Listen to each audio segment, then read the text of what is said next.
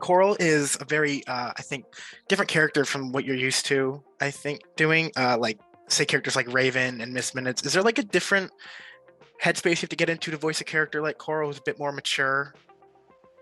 Well, whenever you're doing a different character, it's a completely different headspace because you're coming at these characters from an actor's perspective. So you have to put yourself in their bodies, in their universe. So the process is pretty similar. But the spaces are all unique to their world. And certainly Coral is part of a world that's much more irreverent and adult than most of the other shows that I do. So to get to be in a studio and swear and talk about highly sexualized experiences is unique to anything else that I'm doing right now, but it's a lot of fun. Awesome. And piggybacking on that, is there like a past character of your plenty of amazing characters that you seem to have may have pulled from or just inspired by to help you?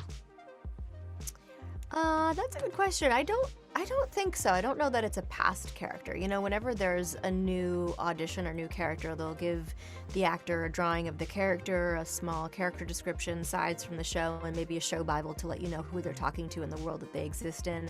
And then I create that character based on the information I'm given and what I think production would most like that character to sound like. So she's really her own entity that only exists in this world. Perfect. Um, and as Coral, she's one of Patrick's siblings, and all the siblings are so like very different and on their own paths in this world. How would you like to see her story expanded down the line? I think she should just kill everyone and be queen. Yeah, I Yeah. mean that works. I mean, Hello. yeah, I mean She should be she's running the show. She's the smartest. I mean the current royalty's pretty oblivious anyway. It should Yeah, be they're pretty easy. ridiculous. Right. She needs I to mean, take over. exactly. I mean your character's outsmarted everybody. I mean, She just needs some dragons and needs to go all Khaleesi on everyone and, take over. perfect. I think and there's definitely some great like different character moments with you and some other ones. Who would you say your favorite uh interactions would be between these characters? Between Oh, that's Coral a and anybody good else? question. That's a good question. I guess, the family dynamic is particularly interesting. Anytime we're getting into fights or things that you wouldn't say, let's say, in front of a friend or an acquaintance, I think any members of the royal family, the stuff that they get into and the shenanigans that they get into are the most fun. But Coral's certainly not a human or peg toy that's afraid of. Confrontation or facing new situations. So I haven't had a moment where I felt like, oh, this isn't really Coral or this isn't really a moment that she'd enjoy. I think they really find spaces for all these characters to live their personalities to the fullest on this show. And I'm really excited for everyone to see what happens in season 2 with her and the rest of the crew because it's just the next level of irreverent craziness.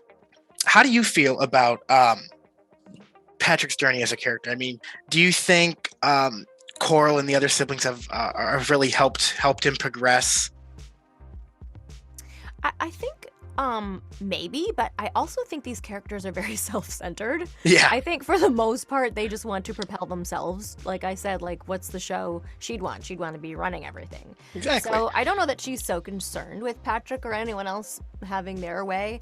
But certainly they all authentically love each other. Like there's an element of authenticity to them and heart to them that you don't always see when they're getting into it. But probably at the end of the day, they'd help each other rather than kill each other, I would hope. hmm Yeah, that is one thing I've noticed over the past 2 seasons is that everybody seems to be, you know, in it for themselves. But Yeah. there's except for Patrick. Patrick's just here and he's trying to, he's trying to do the best, be the best he can be. And so is everybody else, but for all very different reasons. Yeah, that's And I true. think that's one thing that really works with this story and this cast. I mean, it's all, great work from everybody.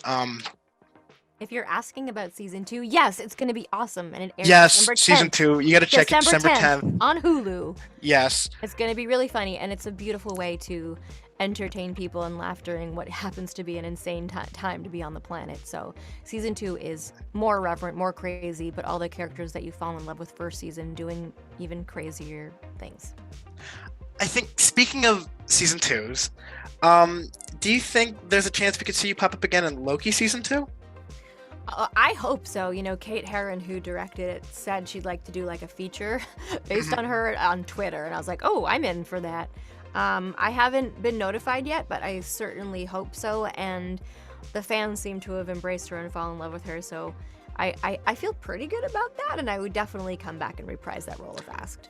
I definitely think Miss Minutes left her mark on the MCU, especially with some of her more uh, jump scary scenes. I Yeah, knew you were gonna say jump scare. yeah, I was gonna say it just out of nowhere. Hey y'all, it was Hey, great. I mean, y'all.